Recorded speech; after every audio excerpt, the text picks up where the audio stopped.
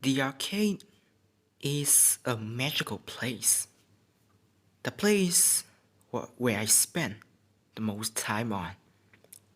The arcade is where I really know about most games.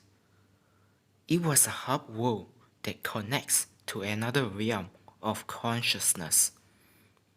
The realm where I can forget about every problems in life and just play everything I've seen. This was the very first place that got me hooked to be a gaming enthusiast. It was so magical that I still remember the layout of every arcade machines that ever existed within the compound of my local mall. You got your racing stuff, light gun, candy machine, and if you look closely, hidden behind are a bunch of candy cabinets that houses lots of fighting games, puzzle bubble, and of course, shmups. Behind here lies few of them: Strikers 1945, Giga Wing, and Wiper Phase 1.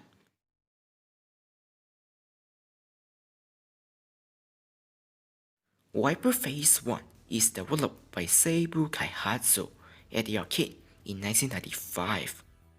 Seibu is definitely no stranger to any shmup enthusiast, as they were the one that created the 1990 iconic hit Raiden. Wiper Phase 1 is often called Space Raiden, mainly due to how similar both games, and it was from the same developer as well. But just because it's the same dev, does that mean the game is good from what I remember? Well, let's find out. The year is 2050. Mankind has colonized other planets in the universe. Something our real world probably won't do that quickly. All things seem to be smooth, running well, until someone within the colony starts fighting each other. Whether it was a fight over the last pineapple pizza, or because someone not wanting to sign the petition, it was a disaster. Then, some colony form a big rebellion faction and starts targeting Earth for some reason. In response, Earth launches Operation Wiper Phase 1 with just 2 ships, of course, to stop the war. You pilot one of the 2 ships, codenamed Judge Spear, and right away, you storm into the enemy base, obliterating everything in front of you. Somehow, the enemy didn't have any radar system to detect your arrival. It doesn't matter, you're just here to shoot everything and collect medal. War crime waits for no one. Hashtag Space War Crime is real. Shoot everything, score points, and survive. You know the drill. Well, too bad, this is not a drill. Earth is in danger and we have to stop it. Judge Spear comes with 4 different weapons. L for Lick My Laser, a blue laser that covers small range but in return deals with lots of damages. Green for Napalm Missile. It looks beautiful though, as it releases green shockwave as secondary damage. You got M for Missile that was shot in a big group together. Just like Napalm, but without the special effect. And W, which is Spread Shot that covers more ground, but the weakest in the game.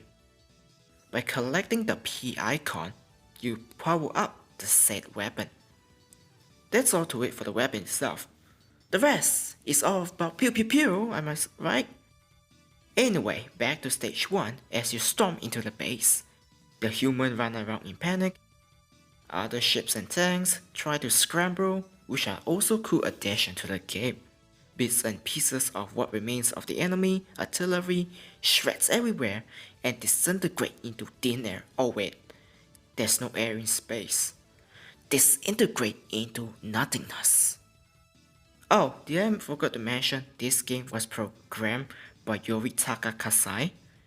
He's the one that did all the work for the game, so respect to him. You approach the end for the boss, and that's what you do for each stages. Code name, Flying Tortoise. I mean, it really looks like a tortoise, and it behaves like one anyway. His bullet pattern really isn't that hard to dodge at all. Because of that, I used the blue laser to finish him off much quicker. And that's it for stage 1. We leave the Earth, and now we head into outer space to attack the enemy space fleet. Lots of them, and you can have to bring your top game. Remember the blue laser? Well, forget about it. It do nothing here.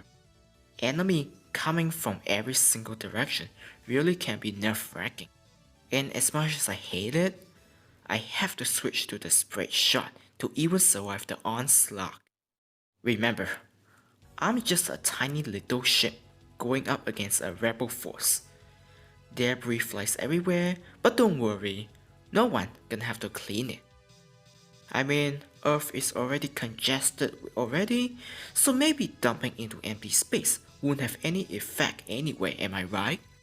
You then reach the boss itself, Ruby Shiroki.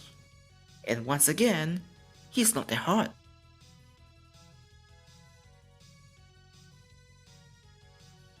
React fast and he explodes into the empty void.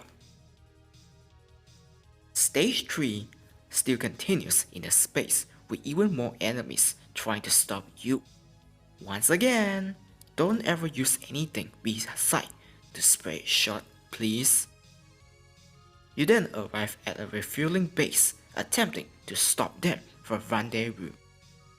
You then come across these tiny turrets that glides along with the rail along with these spinning tanks that follow your movement, which can be pain sometimes. You caught the glimpse of enemy vessel below, showing you more attention to detail.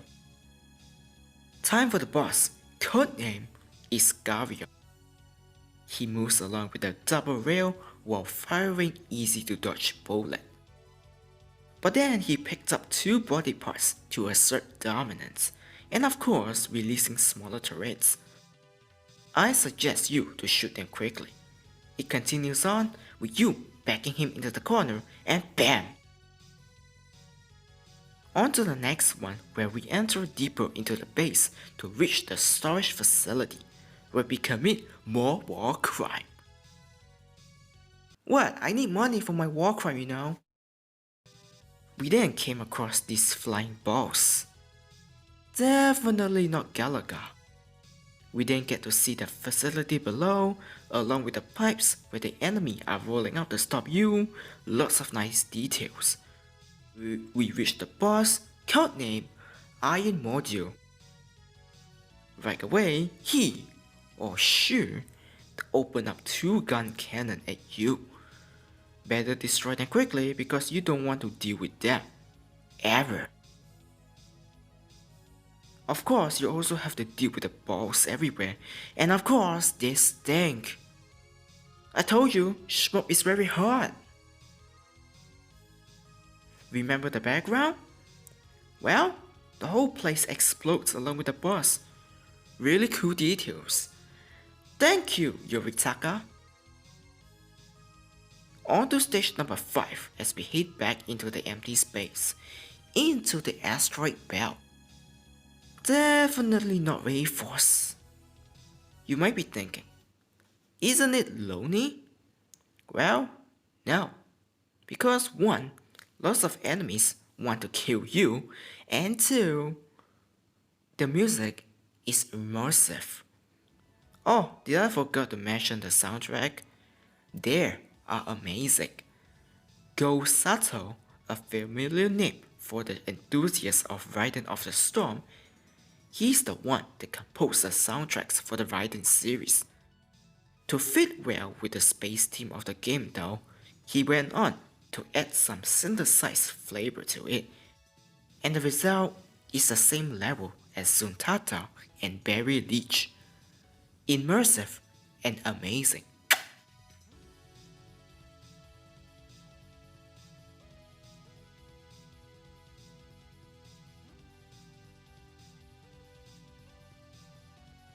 Anyway, you approach Mars. Definitely not suck your green thigh. And take on the next boss, codename Battering Taurus. Anyway, the boss is relatively simple, you just need to think fast and think about where you need to be, and don't be like me. Stage 6, we infiltrate yet another space fleet. Whoever put the enemy behind me though. What were they thinking? Did I mention your hitbox is big? Unlike other shmups like the ones from Cave, here, it doesn't matter where you are. If the bullet touches anywhere inappropriately, you die, making the game even more unfair. On to the boss, codename Cyberhawk, where he uses his gun cannon to defend himself. Either drop a bomb on him, or just be useless and poof out of existence.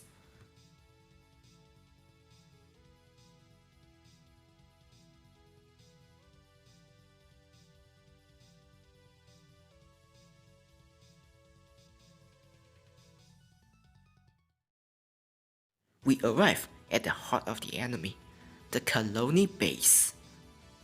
The place itself really looked futuristic, with the background making it look like you're within a computer network. Some enemy fly through the barriers to interfere with you, which is very immersive.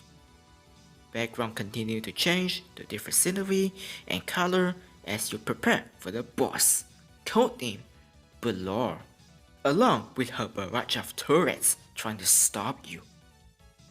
And it's even worse when the bomb that you deploy only detonate after a few seconds, implying you are still vulnerable. And those tanks coming out are there to make you feel miserable. Anyway, we are almost done with this mission. On to the final one. We enter a missile silo. We then are being asked to destroy it quickly, or we will meet a terrible fate. Whether it was a canon event or not, I don't wanna know.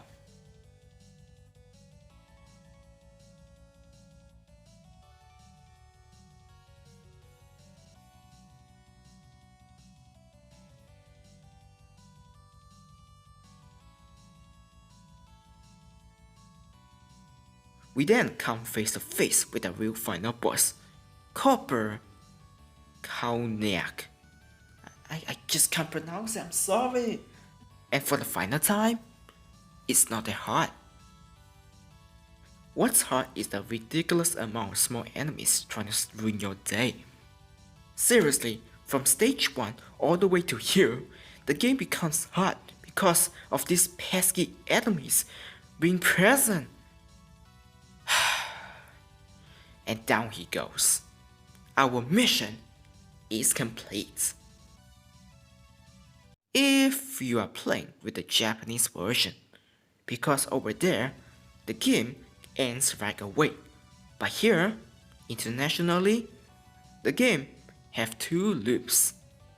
Just like traditional Psycho. Nope, that's it. No, my job is done. Show me the money. I don't care, I don't know. Get the blue guy to do a job instead. I don't know, I don't care. I quit.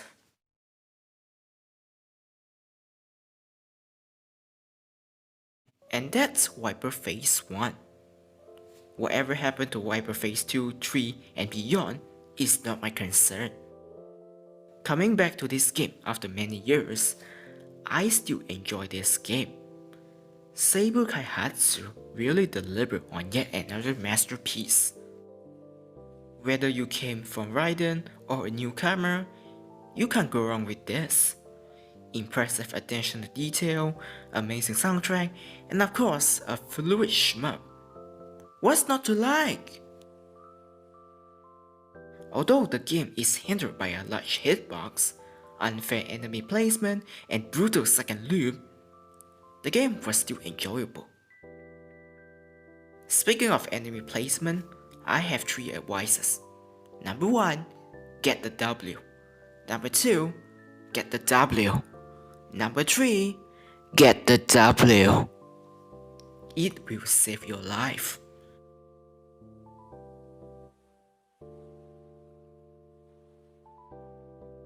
And that's it. One of my favorite games in the arcade that I used to play. But now, it's all distant memories. The arcade is closed forever, life goes on, and the future is uncertain. Guess what? The reality outran us again.